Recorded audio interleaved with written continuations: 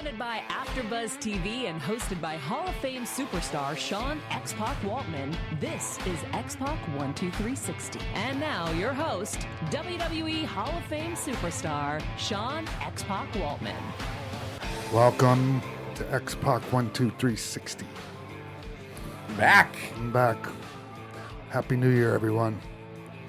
Hi. It's our first show of 2020. Yes, and it's like almost halfway through the freaking month. It feels like it's been so long.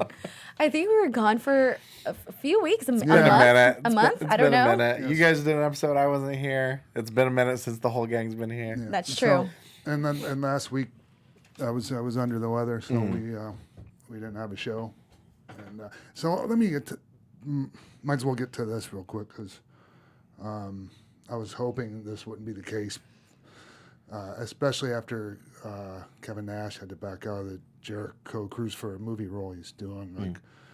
Like, there have been some issues I've been dealing with health-wise. I'm thinking anything huge, but it's like it's affected me over the last, I don't know, since like the end of the summer. Started noticing. And I don't know. I don't want to get too much into it, but I'm not going on the Jericho Cruise. I thought I would be feeling better. I was hoping. So especially after Kev backed out, and it was supposed to be Kev, Scott, and I. Oh, I now see. It's just Scott, and Scott's doing great. Nate will be on there, like a bunch of other guys. There you go. He's friends with, so it'll be fun. I just feel really shitty. We booked that a long time ago.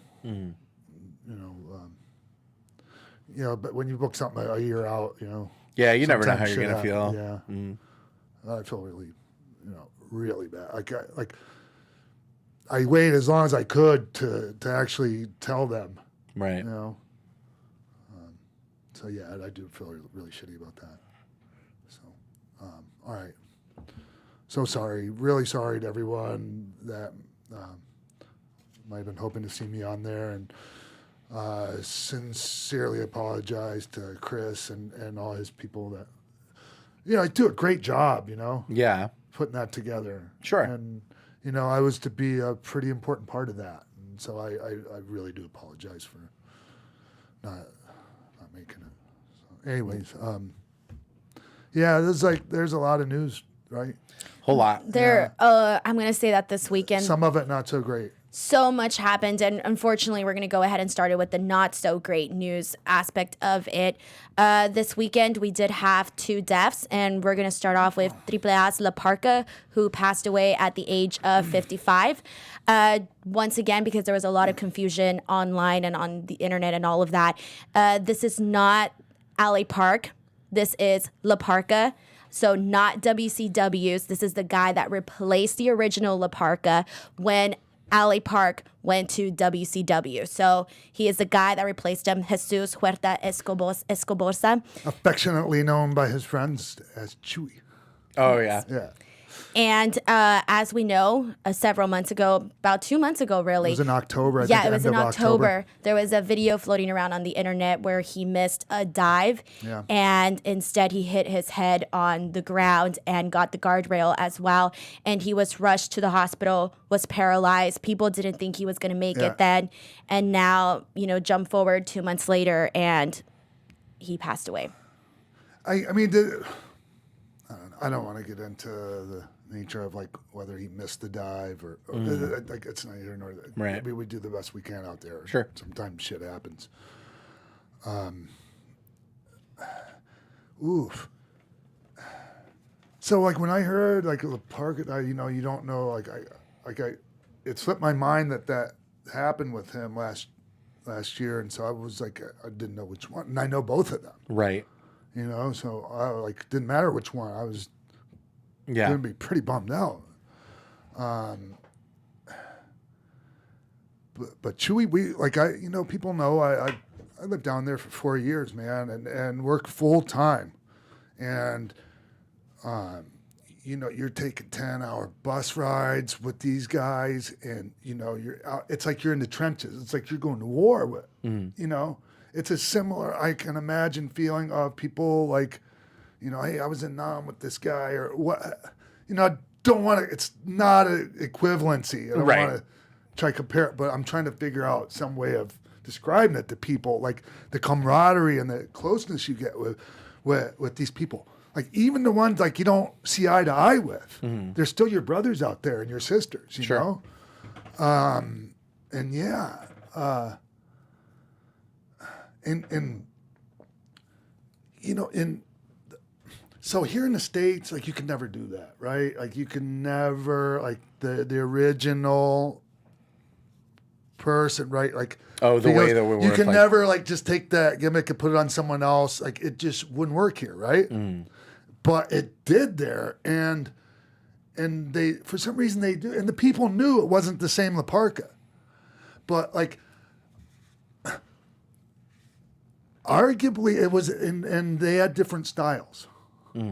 Like the original La Parka was more of a heart, like he still did some, you know, little bit comedy stuff, but like it was a pretty hardcore guy actually out there. If you ever watch some of his stuff, and Chewy, he gave the La Parka character a whole different feel. Like I mean, it was fun and like you can't even believe like no matter like they didn't even have to push him in big angles like. Him being on the card, his music playing, the Thriller, when Thriller played, he got as big as a reaction as anyone on the show. He was as over as anyone in AAA when I was there. And it was so easy to work with him. It was such a, like, on YouTube you can find, like, I've been in matches against him when I was a heel down there.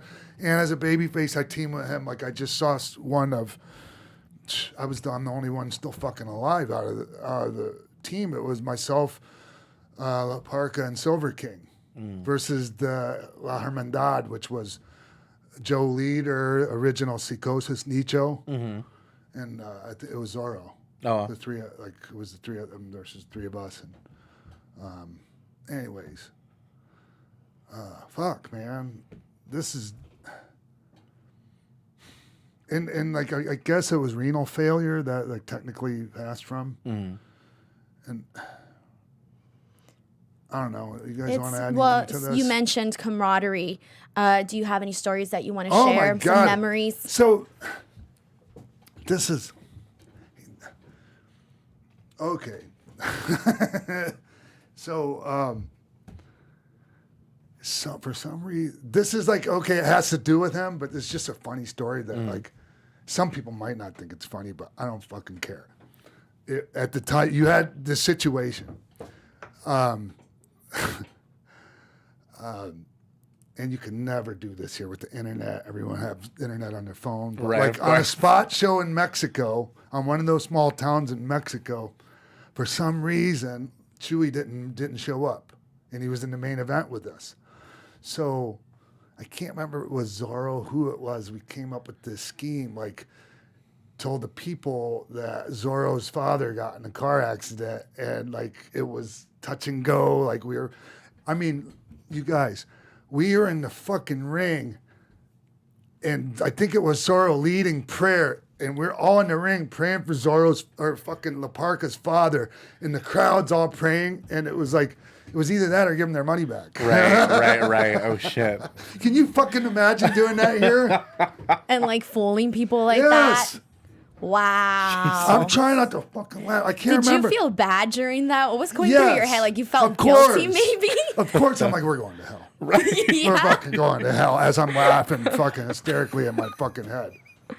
Oh my God. You're allowed, you can laugh. Yeah. Right? But it is, come on, right? What yeah, I mean, you're thinking about it and you're messing with people's emotions. Yes. Who knows how many of those people, you you took it to heart and really worried about this, They never know. Yeah, but still, it's interesting. But yeah, it's like you said. Yeah, you could never get away with that now. But that's a nice story, though. I think in terms of like, it just when it came up, when the story popped into my head, I laughed hysterically. Right. He's saying he's just a really like kind-hearted guy. He was always lighthearted. There's always smiling. Man, he liked to smoke cigarettes. Right. Well, it's fucking so's everyone down there. I was gonna say, luchadors, yeah. You never know what stories are gonna spring to mind. You know, like unfortunately, like with these passing in, and if I can, I don't know if you knew John Ian. He was I'm so sorry. A local promoter and former PWG ring announcer. Absolutely, we need to mention him. That was hugely devastating to me and to really everyone out here that had ever kind of crossed paths with him. I had known him. Such a pleasant cat. Absolutely. I didn't know him real well or anything, but man, everyone kind of knew. Yeah, I had known John for probably the last maybe 20 years or so. Started, with EWF, went to UPW, PWG, all that stuff, and then later started Mach 1, and had run that for a few years. And we had known that he had a few complications recently, but it was pretty sudden. I think just maybe a little over a week ago, and so that's been pretty tough. But anyway, point being, you never know, because he was the kind of guy he would light up any single room that he that he would walk into. So a million different stories kind of come to mind, but just definitely condolences to friends, to family. So many people loved John, and it's cool to see him getting recognition. Also, Kevin Owens mentioned him on the Bump, WWE. Excalibur mentioned him. Obviously, Excalibur had a lot of dealings with him. So our speech to John Ian for sure. Yeah. Yeah. And so, in the next death. Oh yeah. Kendo Nagasaki. Yeah, so that's a piece of my childhood that died. He passed at the age of 71. The cause of death was failure from his pacemaker, which led to cardiac arrest. So when I was a kid, so Dusty Rhodes was the big thing in Florida, right? And then came Billy Jack, who at the time, people think of Billy Jack now and he's,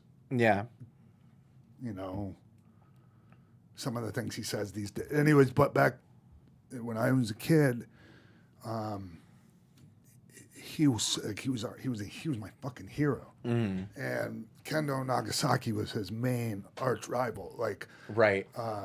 Took the Florida title from him, and Kendo Nagasaki, his name is Kazuo Sakurada.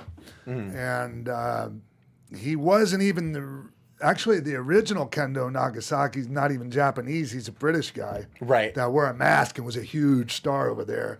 And an arch rival of Big Daddy over there. Mm. Not the same Kendo Nagasaki. This one, a lot of people might remember him better as the Dragon Master, as part of the JTEX Corp in WCW in the late 80s. Okay. It was managed by Gary Hart, who was an amazing manager. Yeah. And JTEX had Dragon Master, Sakurada.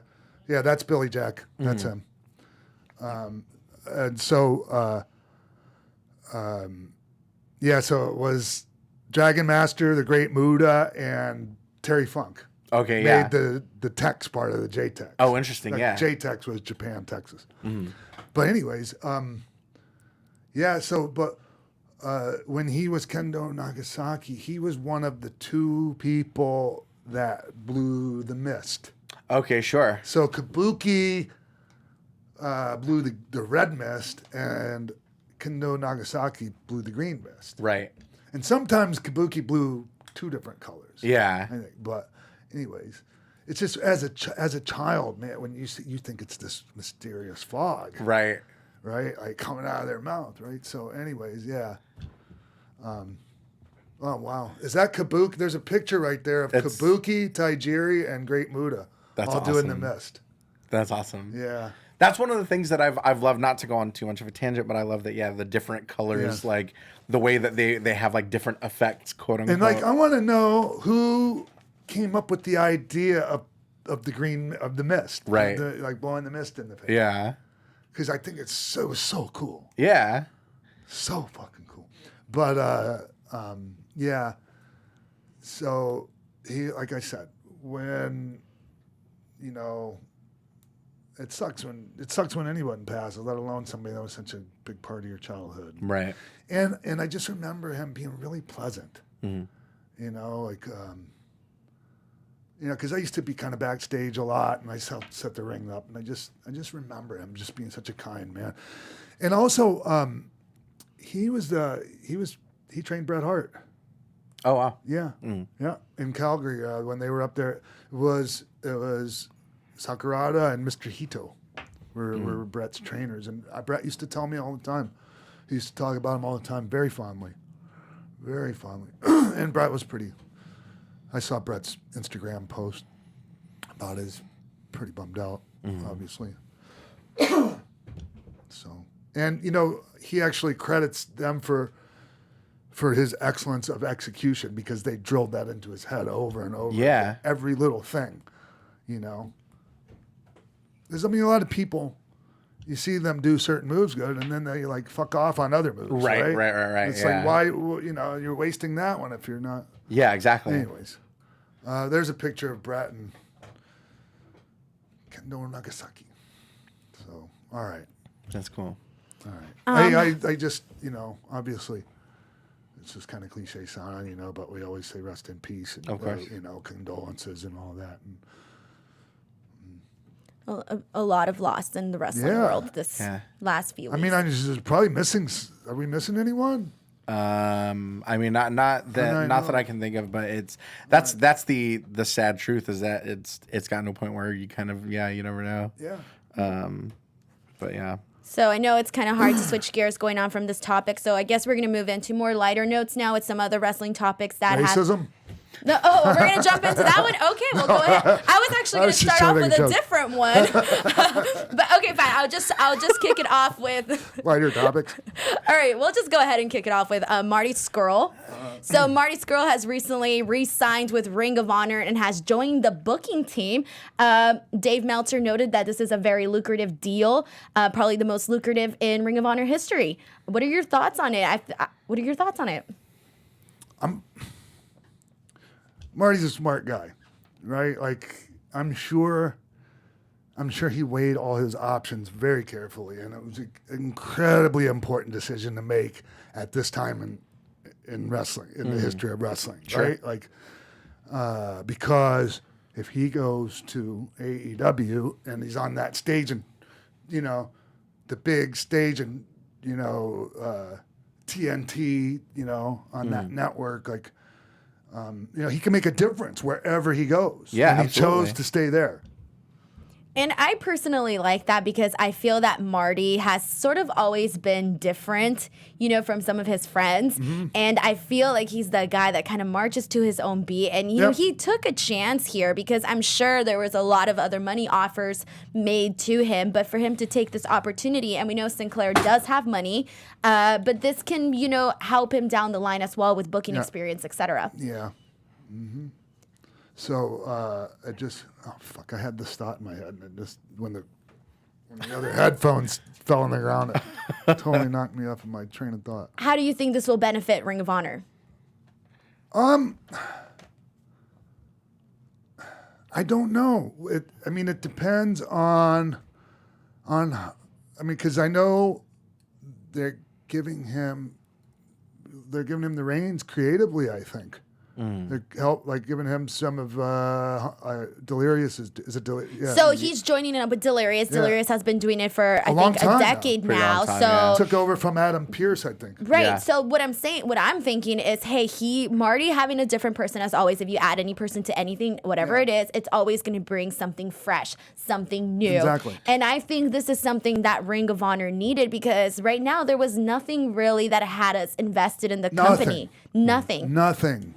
I hate to say that too, because they got they have some talent. Marty's there. I'm a fan of Brody King. Mm-hmm. Some other guys there. But I turn the TV on. I watch their TV show and I'm what's going on here? Lackluster matches, and I'm not trying to shit on the product because I root for them. Yeah. Right. But it's just when I've watched ROH recently, I didn't feel that feeling that I usually, that it didn't have that vibe, that flavor. It wasn't cool like it used to be. And yeah, like ROH, when you used to think of ROH, that was the, the it place. Yeah. Okay, that was, the 5-star match factory or whatever, like the fucking, now like I watched a TV match, I'm like, not good. I'm sorry. Like I hope it changes because I root for them. And they've done like in that company, like thank God for that company, man. Because like the freaking half the main roster in WWE that's making them money now came from there. Right. So I'm hoping they listen to Marty because Marty's got like fresh eyes and fresh thoughts and when the villain character first started coming around, you could tell how creative this guy was in his thinking. So hopefully that kind of rubs off a little bit on the show. Well, already we've seen some new ideas. It was his idea to do the free show for February 9th, so this is sort of a way to sort of gain that audience back. Hey, come on over, check out our product. And then Jay White has been booked for the Ring of Honor Supercard of Honor show taking place WrestleMania weekend in Florida. So all the way in Lakeland. Yeah, yeah. I think that's that's like halfway to Orlando. Oh, is that like a big drive? You think people will make it out for that? And not anymore, but it's still like 45 minutes. Right. So I know that was a lot of people's complaints during this past Mania weekend was just how far everything was all over the place. Wait till it comes to Los Angeles. I was going to say, yeah. I thought maybe they could find a spot in St. Pete, but no. No. That's, because the Tampa, St. Pete, that's my hometown. There you go. So now it's interesting to see because, this could open some possibilities, maybe some sort of partnership with AEW or Ring of Honor. You never know. I think it would be very beneficial for Ring of Honor to have that partnership. Yeah. I don't know about AEW. Because they have the resources. This is the thing about ROH. They have the resources. They have as much as anyone, I think. As far as like the company that owns them. Yeah, exactly. Right? So, Sinclair, really, if they want to get behind that, there's nothing stopping them financially. So... Yeah, they have the money. Yeah. And it's interesting because, we were talking about how, Ring of Honor has sort of declined and isn't what it used to be anymore. And it's crazy how fast that decline did happen, though, because just WrestleMania New Orleans, that's when they went head-to-head against NXT TakeOver. And they had, 6,000 people in that arena that they were at. And everybody was going bananas for everything that they were doing there. Yes. And then I remember just a few months afterwards, I went to their tapings in Las Vegas at the Sam's Club. And the Sam's Club, very, very small place. And Sam's Town. Yeah, Sam's Town. Thank you so much. I did say Sam's Club. Sorry, Sam's Town. And it, smaller place. Yeah. But it wasn't even full to capacity. Yeah. And that's the thing. Yeah, like a show WrestleMania weekend in WrestleMania market is one thing, but like I feel like that might create false positives, because that's. All the wrestling fans are bottlenecking there. Well, not even that. That show was in conjunction. The Madison Square Garden show was in conjunction with New Japan. So that was. It was as much of a New Japan. Yes, absolutely, for sure. Like when that Garden show sold out, like Young Bucks was still with ROH, Cody was still with ROH. Yeah, definitely. Well, it's nice to know that they're still doing something to keep the momentum going. And this move with Marty shows that they are willing to do what's necessary to keep Ring of Honor going. All right. Let's go ahead and actually, since we're talking about deals and promotions and all of that, we should talk about Major League Wrestling, who recently signed a deal with ICM Partner, which is a Hollywood agency out here in Hollywood. Yes. And they are looking to sign a new TV deal and streaming deal, and they're starting up MLW Studios, the works. Court Bauer basically said that MLW is in a great position right now where they can take advantage of the boom and the upswing of pro wrestling right now, as you've been seeing by the lucrative deals that both WWE got and AEW. Yes. So they're using that momentum that they have right now and other momentum to sort of push forward with the company. And they're trying to they're carving out their own little corner of the wrestling. Their show is different. Right. It's different than I don't watch a ton of Impact, but like it comes out different than that. Sure. I kind of like their their storylines. I like their heel, like that contra, like the thing with Jacob Fatu. Yes. And Orbeez. yeah, and Sheik. Yep. He's not called Sheik there now, right? Joseph Samael. Yeah, I think he's still going. No, he's not going by that. Right I don't know, there but now. I haven't been watching MLW as much. Yeah, so. Orbeez, yeah. I like that. I like some of the stuff they're doing. Like, so like there was a match with, what was it David Boy Smith Jr. and Timothy Thatcher. Like, you can, there's a good variety of stuff on there. And they do a good job production-wise. Like, sometimes I'm not a fan of, like, some of the venues they shoot TV out of, but they do the best.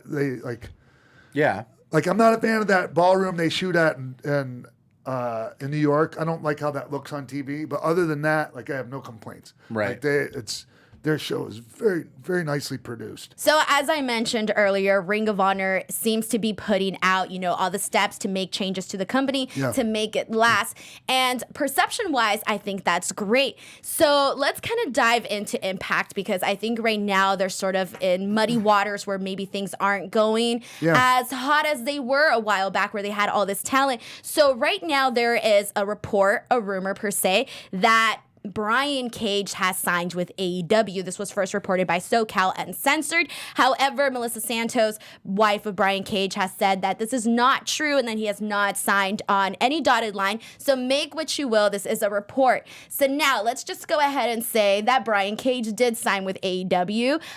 This is a huge win for AEW for sure, because we've been talking about the fact that they do need more stars. They've got a lot of young talent, but they do need some bigger people to go ahead and push forward the brand.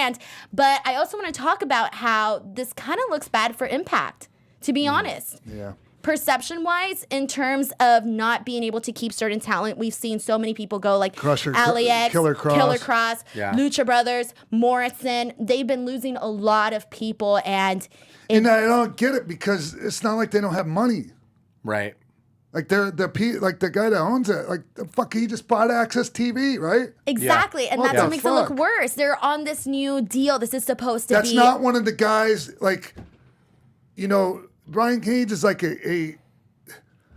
he's like the ultimate modern fucking heavyweight, right? Exactly. The machine. Yes. Yeah. I mean the looks and like the athleticism and just it's insane. Like, right.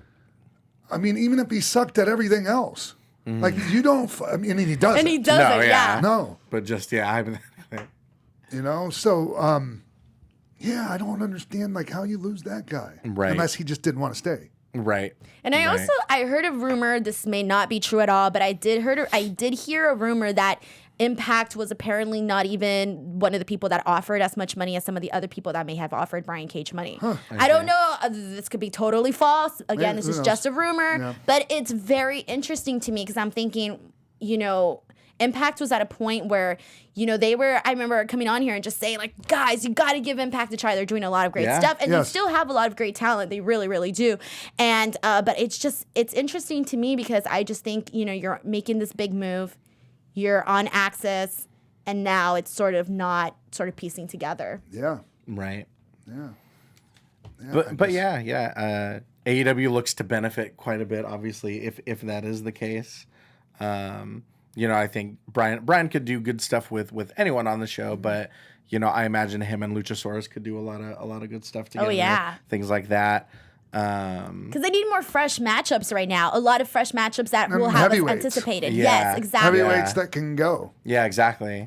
So and that would be Brian and like Luchasaurus. I mean, they might be the two biggest guys in the company. Probably. Billy Gunn. Yeah, Billy Gunn. Yeah. And then I also, obviously, I mean, I don't know if you guys want to talk about it, but there's rumors floating around about Matt Hardy possibly going over there. That's interesting as well, because we know that he has that creative standpoint stuff that he was doing with Impact prior. Yes. And, we saw a different version of that in WWE, but I won't be surprised at all, because he kind of seems like the kind of person that wants to bring his own ideas. He still feels like he has a lot to offer, and he does. Yeah. And so I can understand from WWE's perspective, wanting to concentrate and focus on building younger talent. So I get that too. And if they can't, figure things out, I totally understand him wanting to go somewhere else where he can continue to, flourish creatively. Right. Yep, that makes sense. Yeah, and I mean, he looks good. He's got in shape. Yeah. Yeah. But like back to Cage real quick. So like, his wife Melissa came out and was like squashing the reports, right? And then She called them out, basically said it was a lie. Uh-huh. And then who knows, right? Like, so I mean, there's no real confirmation, right? Not right now. Yeah. Okay. So I mean, I understand where they're coming from too. Like, sometimes we like to try to keep things under wraps, and like, news sites are trying to scoop each other on news, and was the first to report it. Right. Like, how about like report accurately? Not that it's not an accurate story, But they have to, though, at the same time, though. You want to it's so hard out there, so much competition, you have to make it. Yeah, so, and I understand that, because I kind of see it from both sides. Right. Although I've never felt the need on the show to be like the scoop that got the first fucking. Yeah, exactly. I mean, so I get that, but like I also know from the talent standpoint, when you're trying to, and the promotion standpoint, when you're trying to keep something under wraps for. Right. I mean, why, like, just like really, like. But there are certain things that are managed to keep under wraps. So maybe it's up to those people to make sure that they keep that within themselves. So if someone goes and leaks some information, you can only blame so far somebody for taking advantage of that information. And, there's certain reporters out there that go ahead and confirm these sources and, get a secondhand, hey, this has been confirmed by so-and-so and so-and-so who are part of this company, blah, blah, blah. Yeah. And it makes it, I think it makes it hard creatively. Obviously, it affects the way that wrestling companies write their shows when they think that they might not be able to keep something secret. I can't remember if we had talked about it, but Ryback had an interesting point about like Morrison's return, where like if they had managed to keep that under wraps, that would have been a great surprise. But again, that's a huge if they had been able to keep that secret. I don't know. Mm-hmm. I mean, really, do you think? I think so. I think that would have been, if they would have been able to keep that secret. And like I said, that's a huge if. I think if he had come back as a surprise entrant in the Rumble, I think that would have been a huge surprise. Yeah. But again, that's the question, is if that would have been able to be any sort of a secret. I saw them.